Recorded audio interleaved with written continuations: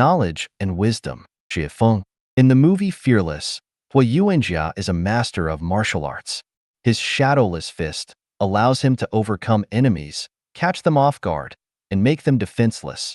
It is an unstoppable technique that leaves opponents unable to defend themselves and provides them no room for counterattacks.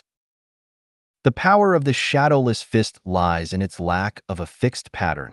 It is highly versatile, constantly changing, and adaptable to any situation. It may seem complex with only one move, yet it contains endless variations and techniques. The shadowless fist is a technique without a technique. If you were to ask Hua Yuanjia, Master Hua, how many patterns does your shadowless fist have, and how can one learn it? Hua Yuanjia would not be able to give you a definitive answer because even he himself is uncertain. The secret of the shadowless fist lies in its embodiment of the essence of martial arts. Regardless of the specific martial art, philosophy, thoughts, or methods, once it becomes one with the Tao, it becomes unfathomable, only to be comprehended through personal insight, impossible to express in words.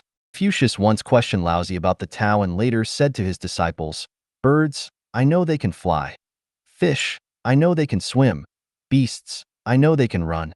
Running beasts can be caught in a net, swimming fish can be caught with a mesh, and flying birds can be shot down with an arrow. As for the dragon, I simply don't know. It rides the winds and ascends directly to the ninth heaven." Today, having met Laozi, isn't he just like a dragon? Confucius, a sage renowned for his profound knowledge and wisdom, when faced with the wisdom of Laozi, lacked the ability to fully comprehend it. He could not perceive the limits of Laozi's wisdom because Laozi's wisdom, much like Hua Yuanjia's shadowless fist, is something that is without action yet accomplishes everything. It is elusive, just like not seeing its head when approaching, nor its tail when following. It is like a tiger trying to swallow the sky, with nowhere to find an opening. The Buddha, Shakyamuni, spent over 40 years teaching the Dharma, yet in the end, he stated that he had not truly said anything, nor had he given any teachings. He said to Subhuti, "Subhuti, do not say that the Tathagata thinks, I must expound the Dharma. Do not have such a thought." Why? Because if someone says so, he will truly slander the Buddha and be unable to understand my teachings. Subhuti, when the Tathagata expounds the Dharma, there is truly no Dharma to teach. Yet, this is expediently termed as teaching the Dharma. He went on, circling around, reversing, and repeating, but ultimately, he informed us that he had not said anything at all. Wonderful, because Buddha Shakyamuni attained enlightenment. When I was contemplating how to explain the origin of the universe, unsure of how to effectively articulate it, one evening, as I was reading the Diamond Sutra, I burst into laughter. I laughed so hard that I had to bury my head in the blanket and suppress my laughter. I saw Buddha Shakyamuni laughing heartily too, and saw the greatest creator smiling as he walked away with hands behind his back. In the novel, Heavenly Sword and Dragon-Slaying Saber, by the renowned Master Jin Zhang Sanfeng teaches Zhang Wuji a unique sword technique. The peculiarity of this technique lies in the ability to forget about the sword technique itself. No matter how many moves or forms are taught, the ultimate goal is to reach a state where, after learning everything, one realizes they haven't learned any specific sword technique. Yet it seems as if they have mastered all sword techniques.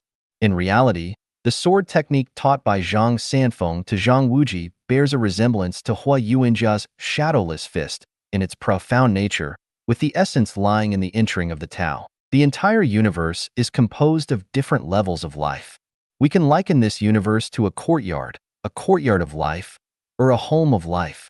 However, to understand the mysteries of this courtyard of life, one must utilize Zen.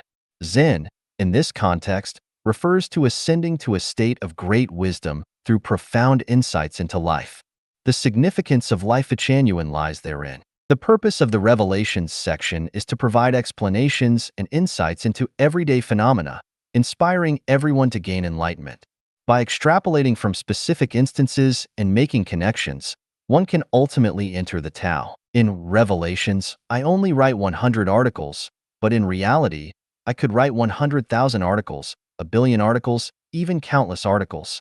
However, If readers cannot attain self-realization, no matter how much I write, what purpose does it serve? In order to expedite everyone's path to enlightenment, let me provide a definition for knowledge and wisdom and explain their meanings and differences. What is knowledge? It refers to the understanding and experiences acquired without personal contemplation and profound insights. Everything learned from schools and churches, everything acquired from parents and masters, and everything obtained from books, magazines, movies, and television are considered knowledge. What is wisdom? Wisdom refers to the ability gained through one's own brain's contemplation, analysis and judgment, or the perception of the heart. Wisdom cannot be obtained through sight, hearing, taste, smell, or touch. Wisdom is the crystallization of thinking, the child of thinking, and the outcome of thinking. When entering life genuine, one should not focus on acquiring knowledge, but instead strive for wisdom.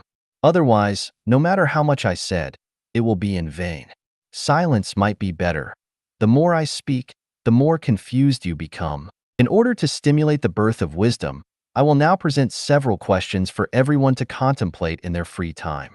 By the time I finish writing the 100 articles of Revelations, I hope to witness the emergence of a large number of individuals who can attain Anuttara Samyak Sambodhi, supreme, profound, and perfect enlightenment.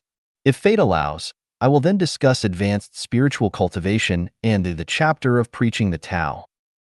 Why are there so many stars in the sky? Where is the greatest creator exactly? How did the earth start moving initially? Why is there only one moon hanging in the sky? Will the human population on Earth continue to increase infinitely? What is the best way to limit population growth? How was the atmosphere formed? Are wolves the ancestors of dogs? Why don't humans have eyes on the back of their heads? Why do species vary greatly, while human faces differ immensely? Why do orange trees only bear oranges, and peach trees only bear peaches? Despite being born from the same mother, why do siblings have such vastly different destinies? With the same earth and the same sky, why is there so little rain or snow over deserts and wastelands? Why do carnivorous animals have lower reproductive abilities compared to herbivores? Why? In the universe, which direction is up and which direction is down? Is empty space truly devoid of everything? Assuming no major obstacles, to what extent can human development ultimately reach? When someone unexpectedly encounters a car accident, is it a coincidence or a necessity? Who am I, really?